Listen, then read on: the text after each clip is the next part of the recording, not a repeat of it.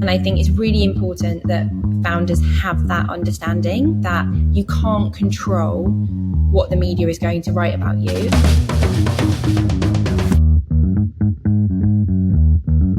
This is Melanie.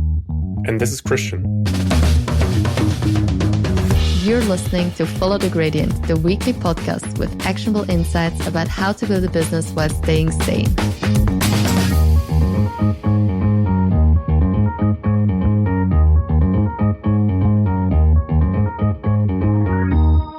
Welcome to our very first episode of our Follow the Gradient podcast. So why yet another podcast? Melanie and I had a lot of discussions, and it came down to the realization that we wanted to build something we would have loved to have back in the days when we were first-time founders and operators.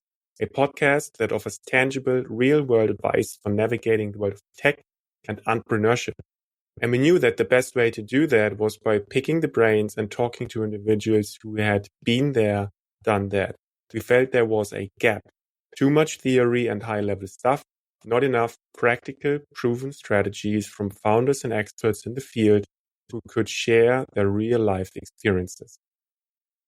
And in true startup fashion, we're launching this without the perfect jingle, still too many amps and sound glitches. Basically, we're building the airplane while flying midair, as so many other startups are doing day and night. What is ready though is our exciting first interview with someone that every founder and operator dreams of getting FaceTime with. Amy Lewin, editor at Sifted. For those who don't know, Sifted is one of Europe's top media platforms, backed by the Financial Times and focused on covering the continent's startup scene. Launched in 2019, so it's basically still itself a startup, it has grown to 13 reporters and editors across 5 countries. In this episode, Amy shares hands-on insights on how to build credibility and visibility with journalists, how to craft media strategies for big and smaller announcements, and the do's and don'ts of media outreach. Being present in the media is so critical for building your startup and your brand. And we can confirm Amy's tips are pure gold. A little bit about Amy before we start the discussion. Amy started her journey with Sifted in 2018 as a senior reporter and their first employee, and quickly moved up the ranks to become the deputy editor in 2020. 2 years ago, she became Sifted's editor. So without further ado, let's dive in.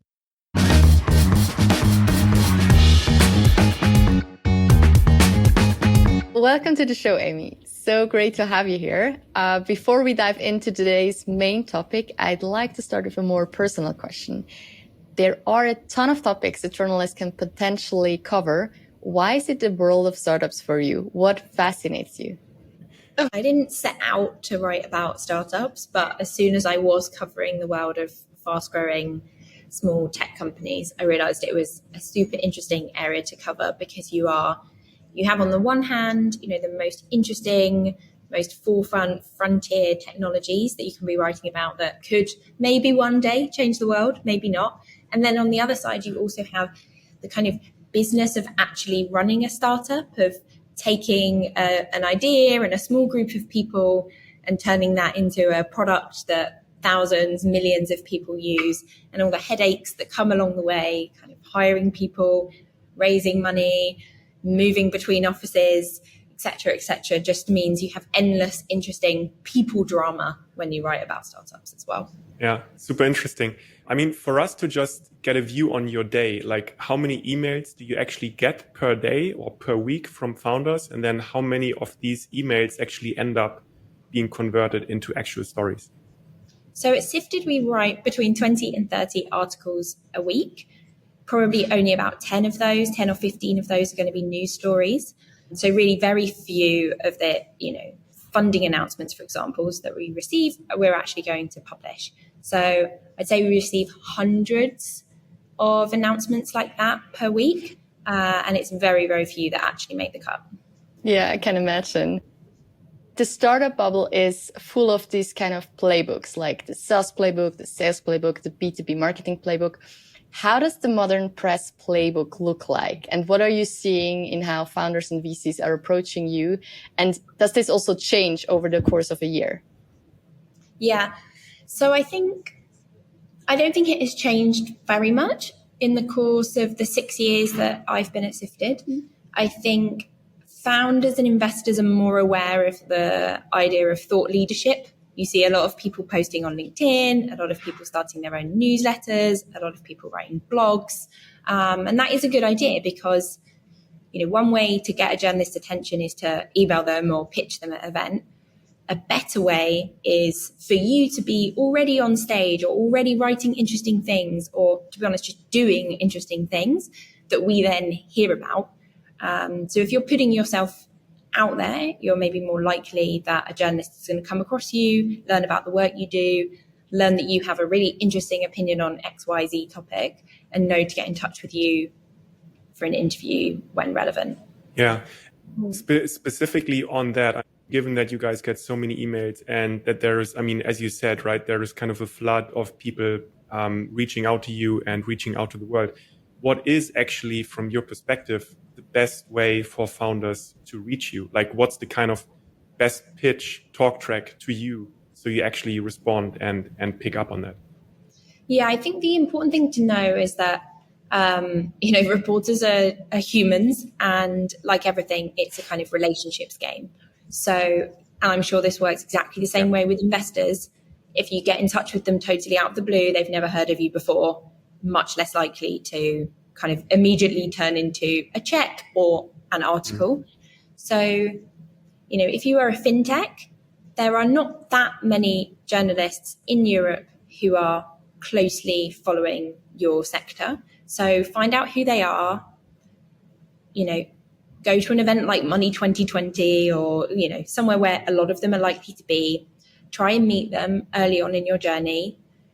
Be as sort of human and normal as possible. One thing journalists find really frustrating is when people feel very press trained or very unwilling to sort of share very much information. If you can be as conversational, as interesting, as open about the kind of ups and downs of your journey as possible, you're giving that journalist a lot more material to work from, a lot more reasons to know to get back in touch with you in the future. And if you've done that, if you've managed to meet a journalist in person before, or, even if you've just sent them an email earlier on, when it reaches the point that you have something big to talk about, it's much more likely that they will want to interview you and write about it. Yeah. And what is there like the most common mistake you see people do? Is that this kind of thing that they see it as a transaction rather than a long-term relationship between two human beings? Yeah, I think the list of things that people do wrong is very long, and it's understandable because lots of people haven't worked with the media before. But it's not a journalist is different from a PR. It's not a journalist's job to put out there the story, the information that you want people to hear. It's a journalist's job to, interview you, learn about what's going on, and then share the information that they think is going to be most interesting and relevant to their readers. And that might not be exactly what you want them to say. And I think it's really important that founders have that understanding that you can't control what the media is going to write about you. And there's always going to be an element where something is not exactly how you really hoped it would be. And you have to be okay with that because that is the job of the media. And I think when founders push back, when they're really difficult to work with as a result of that, it just makes it less likely that a journalist will want to kind of work with you, cover your company in the future. Then there's a bunch of just sort of logistical things that are wrong. If you email a journalist and you email them again the next day and you email them again the next day and then you WhatsApp them and then you DM them on Twitter, you're probably going to annoy them. Equally, if you share news with a journalist that you plan to put live in 2 hours, that's possibly not enough time for them to do anything with it. So being smart around timelines. As Sifted, if you've got some big news coming out and you can share it with us a week in advance or even a few days in advance, then you maximize the chances that someone on our team will be able to fit in an interview with you, do good research, and write a piece that's going to be more reflective of the whole story, perhaps. Yeah, and on this point, like you were mentioning it as well, like most people who are not familiar with like the work of journalists, they just think like, yes, it's press. And if they know anything about it, it's like, oh yeah, let's just do a press release and reach out to the journalist and just drop it there. And they will one-to-one, like just like take what you kind of sent them and publish it. So I'm wondering, press releases, are they still relevant today? And if so, how can they be improved so that it actually catches your attention? Yeah, so for the kind of commoditized news, and by that I mean the news that lots of different newspapers or blogs or whatever are going to cover, I think it is important. So if you have your seed funding round, your Series A funding round, your Series B funding round, if, this morning we're recording this in July, Revolut announced that they had got their banking license finally. That kind of announcement, a press release, is absolutely perfect. You have, a very clear set of information. There's a very clear event, a news story that's happened that you want to share with a bunch of journalists. And there will be, some key information that you want to share, like, for example, how much you've raised, who are the investors, what will you do with the funding that you've raised? It's a kind of very templated thing. That is very helpful to send to journalists. Again, send it with advance warning. You can send it under embargo. That means the journalist kind of a code of honor that we won't share that information until the date that you have said we can. So that works really well. If it's more a kind of analysis piece, an interview for a podcast, you want your founder to be on stage at an event talking about something, then it's much more important that the relationships are there already, because there's going to be a lot more nuance to a piece like that. If I'm doing a profile of a company, there's lots of different routes I can go down, and the better a relationship that you have with that journalist, the more likely it is that they're going to kind of, present the full story, be interested in your company, think of your company. Say I'm doing a piece that's looking at the state of legal tech startups in Europe. There's hundreds of legal tech startups. Why pick one over another? It's probably because I've got a better relationship, or, I know a bit more about one because they've done that job of sort of being in touch with me in the past. Yeah, super interesting. I mean, on the one hand, right, as you said, things can be very simple, right? It's about, okay, why should this person actually want to talk to me or cover my story, or why should this person pick up? And it's all about humans. On the other hand, it can be very overwhelming for people, right? And then some founders say, okay, I need external advice, I need specialists, and I'm going to hire a PR agency or comm specialist. What do you think about that from your perspective, right? If then these specialists, let's say, reach out to you on a startup's behalf? So don't have any problem with PR agencies. There are some very good PRs out there. I would say an important thing before you do any press, before you get in touch with journalists, before you engage with PRs, is to just think, why do you want media attention? What is the purpose? It might be that you think getting an article in Sifted or in TechCrunch is going to help raise the awareness of investors about your company. That's a good reason. It might be that you want to be in some trade publications so that big corporates that you want as clients might hear about you. It might be that you want to be in, again, maybe something like TechCrunch or Sifted because you are on a big hiring spree and you want people who work in the tech and startup sort of world to know about your company and want to join your company. If it's just you want it so that you can tell your partner, friends, grandma that, you were on TV or you were sort of in, a big national newspaper, that's less of a good reason to bother. So I think that's the first thing. Then if you're very small, comms can often be done very effectively by someone in-house or by the founder. Lots of companies that are now very big, I have the founders on WhatsApp, I've met them at events. They are very responsive if I message them for all sorts of bits and pieces. It might be that I'm messaging them about some big new funding round I've heard they're raising. They might just politely say no comment right now, but they will get back to me.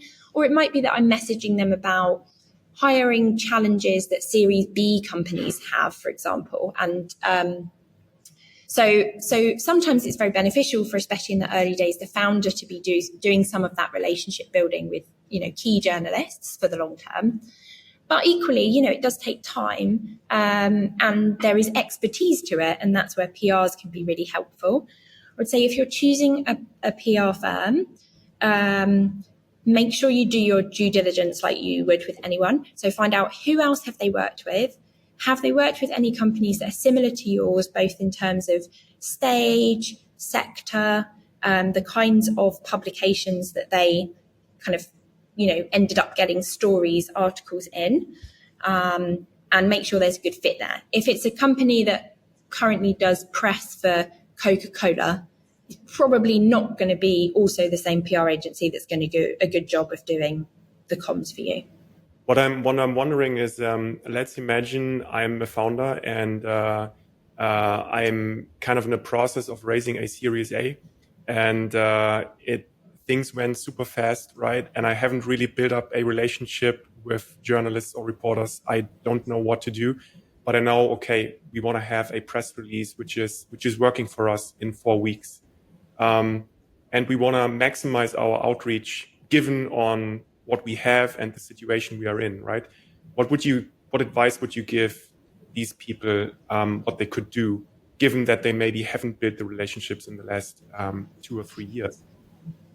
Well, I think go and speak to some PRs. That's, if you're in that situation, they will have lots of advice that's better than the advice I can give. If you decide to go ahead and just get in touch with journalists by yourself, think about what makes your company and your sort of story especially unique. So that could be that you're working on some frontier technology, some technology that really very few people in the world are working on. If so, make that really clear. And also explain it in a really simple way. So think you've just gone down the pub, or you're sitting at a bus stop and you're trying to explain to the person sitting next to you why this technology is interesting and what it does. Like, that is how simple it needs to be. Just because a journalist is a business journalist or a tech journalist or a climate tech journalist or whatever, doesn't mean they have a PhD in this stuff. So explain it in really simple terms. That will make it easier for them to get excited about what you're up to. If you have top tier investors, mention that. If you have a female CEO or a female co-founder, mention that. There are not very many of them still in Europe, so that's a significant thing. If it is the biggest funding round ever raised in Iceland, mention that. Just find points of difference in what you do. And then that will, give you a better chance of standing out. Mm-hmm. And you already mentioned it before, but if imagining like it's basically you're working in a startup and your job dependent on it and you really don't want to do mistakes, what are the absolute no-goes? I think, as I mentioned earlier, sort of chasing journalists, messaging. I have so many VCs, especially, and founders who sometimes WhatsApp me at 2 p.m. on a Saturday. Like, I am not working at 2 p.m. on a Saturday unless Silicon Valley Bank is collapsing. Just normal levels of respect. Like, that's my personal number. I'm not gonna, you're gonna annoy me if you message me at that time. Then there's simple things as well that I didn't mention earlier. Like, if you are sending a press release, make sure that you have some high resolution, good images of the founding team, the product, if you have one. That will make it easy for us to sort of quickly write up an article if time is of the essence and get it uploaded. Make sure you have the key information in there. Make sure you have an email and ideally a phone number for someone we can contact. Make sure your founder or spokesperson is available for interview if a journalist wants to follow up quickly. It's no good sending news and then saying, oh no, sorry, they're in a board meeting until Thursday. They can't talk to you. That's not really very good timings. And I think also when you're speaking to journalists in person, remember that pitching a journalist is not the same as pitching a VC. Sometimes founders can be very, very intense when you meet them in person. And I don't really want to say hello and then they immediately give me the 2-minute spiel of why the world really needs what they're working. So that's something else that can kind of quickly slightly put off a journalist and make them think you're not sort of super experienced. Yeah, it's so interesting. It's basically like just be a human being and just respect the other person. But like in this whole startup bubble, sometimes you forget that. So you were mentioning that earlier, also about exclusives and embargoes. And for those listeners who might not know about that, like I can give a personal story. Like back when I was running the announcement campaigns of our company, I was always working with journalists through exclusive, especially for the Series C up to Series B, meaning I would share the story with much more detail, exclusively with one journalist of one big media outlet, and really make sure that this media outlet got the story. And we would agree on a timing when the story will be printed or published online. And all the other media outlets were either given a clear embargo saying, hey, not before Thursday at 8 a.m., or only informed at the time when the journalist who had the exclusive published the story. So you already hinted a bit, but according to your experience, what is a proper timeline in order to get an exclusive from you? It can be anywhere from maybe 2 weeks onwards. It really depends how detailed the story is. The slight risk if you have quite a long embargo is that not so much that it might leak, more just that the journalist, I remember a time when I accidentally published a story about a new fundraise a week early because they'd sent it to me with so much advance warning that I just assumed it was for the next Monday and didn't double check, which was obviously a big mistake. And I was extremely embarrassed and very apologetic. But there's just, human error can creep in. So I'd say maybe about a week to get in touch with them and talk about an exclusive. And it is a really good idea to do it if there's a particular publication that you really want. Maybe it's the business section of a national newspaper, maybe it's TechCrunch or Sifted or another or the information or a publication like that. Because it makes the journalist feel special, like you've chosen them, like they're really the one person you want to tell this story, and that massively increases the chance that the journalist is going to write it. Also, because if we have the one and only story, it means we're going to get many more page views or people, coming to our site, which is ultimately what we want.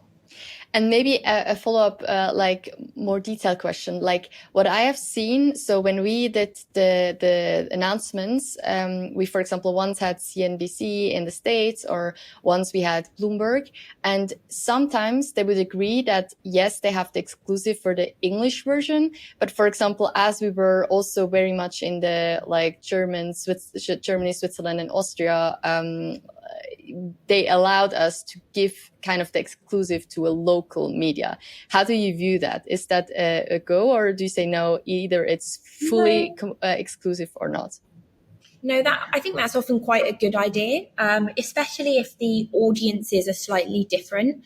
So for example, a Swedish local newspaper probably has mostly very different readers to Sifted. So if we have the English language exclusive, and this is also important, if the company is very upfront about right from the start, says, by the way, we're also in talks with X publication for a Swedish exclusive. Are you happy with that? As long as everyone knows right from the start, and the audiences are different, I think it's often fair enough. If we take the kind of macro view again and take a step back, what is, from your perspective, the current trends which journalists are interested in the European tech scene? In the tech world, no surprises. Everyone is obsessed with AI. And it's not even just the tech world, it's just the world in general, isn't it? Because people think this is potentially, a complete a kind of a big step change. And people are worried. People are excited and people are worried. How is this going to affect their life? How is this going to affect their jobs? How is this going to, affect their prospects? So there's so many different angles on the AI story. There's the technology side, there's the business side, there's the investment side, but there's also just this very human. What does this mean for me? What does it mean for my job? What does this mean for my teenage kids who are about to try and get a job, and they're all the entry stage jobs going to be taken by AI? And I think there's just an endless appetite for stories about it, especially if you can find a slightly different way to look at it. So AI, how businesses are using AI, how AI is affecting society, massive topic.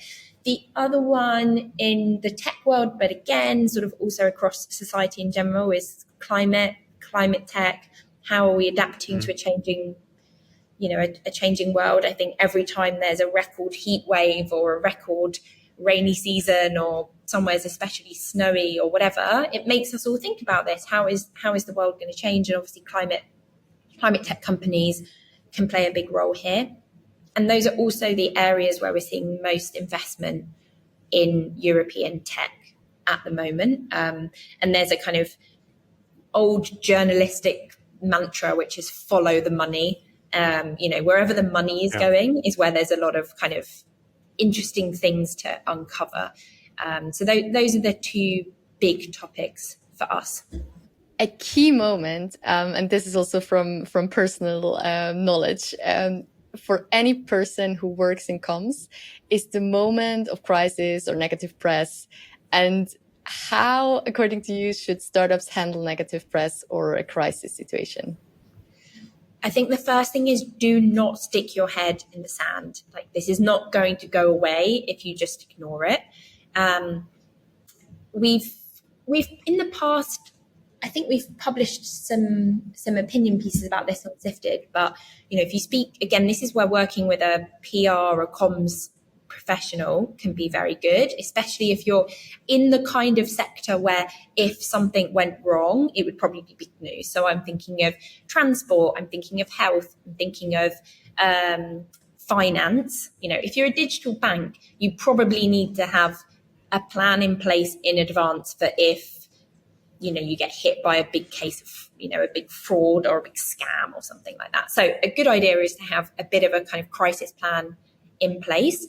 And I would speak to some professionals about how exactly to do that. But in terms of getting in touch with it, responding to journalists who are going to get in touch, I think it's, just be responsive, have your various spokespeople ready, or have your statement at the ready to share with them, whatever you can put out on your social channels. If you have a statement and you can put that on LinkedIn, you can put that on Twitter, like basically make your response to the event as clear and in as many places as possible, because I guess what you don't want is incorrect information that arises as a result of whatever crisis is going on to make things look even worse than they already are.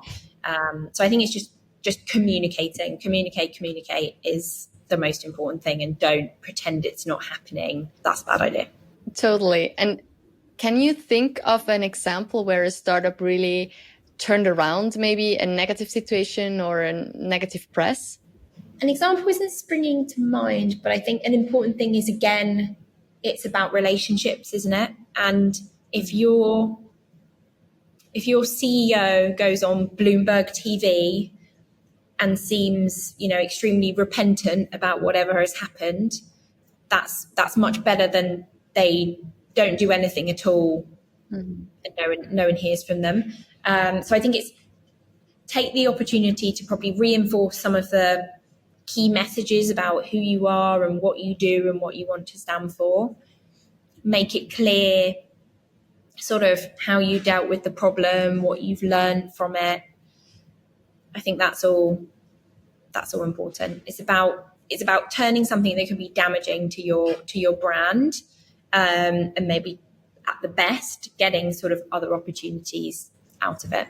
To sum it up, and you've kind of mentioned that already, but if I'm now a first-time founder and I'm at the very beginning of my journey, I'm maybe raising an angel round or a seed round or in the process of it, And I'm kind of thinking, okay, long term, I have high ambitions and I kind of want to lay the groundwork for a successful, easygoing Series A or B announcement in 2 or 3 years later on now. Like, what's the kind of one thing in the playbook which I need to have on my mind, which I need to make sure I, as a founder, work against? I think it's come up with a list. It could be 10, it could be 20, just who are the important journalists or publications. And if you can get a specific journalist rather than just the publication, that's even better. So the person who reports on your sector or your country, or, or the thing you care a lot about. So, if you're a female founder, or you are a company that deliberately hires engineers from diverse backgrounds, or whatever, some sort of thing that's your thing you care about internally, find the journalists who also care about that. And you can figure that out pretty easily, because you just need to go on their social media, look at what articles they've written, and it will become very obvious if that's something they care about or don't care about. So identify the journalists that it's important at some point you build a relationship with, find an opportunity to get in touch with them. That could literally be, so say it's the female founder issue. Say you follow my newsletter, I write a piece one day about the challenges of having a baby and running a startup at the same time. That's a great opportunity for you as a founder to email me and say, I love this piece, I'm also in this situation. By the way, this is my company, this is what we're doing. Here's how I dealt with having a baby and raising my seed. I'm going to remember you if you do that. And then when you send me an email about your Series A, I'm much more likely to not miss it in my inbox, for example. So I think it's just human. It's being natural, just natural, normal ways that you can make someone aware that you exist, and being quite tailored, being personal if you can with that individual journalist and what they're interested in, what they write about. Absolutely. This is also my experience. Amy, we would have a ton of more questions, but our time is already up. So last question, how can people actually reach out to you or even meet you in person? So my email is amy@sifted.eu. You can also sign up to the many newsletters that Sifted does. We have a daily newsletter. I write a weekly newsletter on VC, which you can find on the website, www.sifted.eu. And if you want to meet me or any of the team in person, we have an event, the Sifted Summit. It's happening in London on the 2nd and 3rd of October. Tickets are available.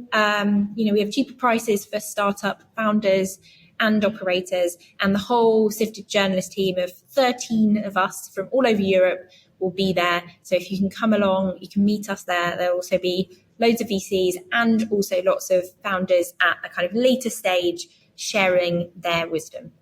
Amazing. Thank you so much for your time and for being on our show, Amy. We really appreciate that. You're welcome. Thank you very much.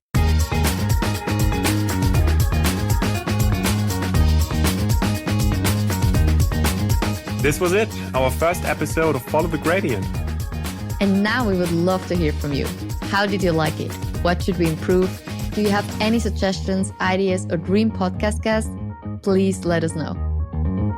Thank you and see you again next week.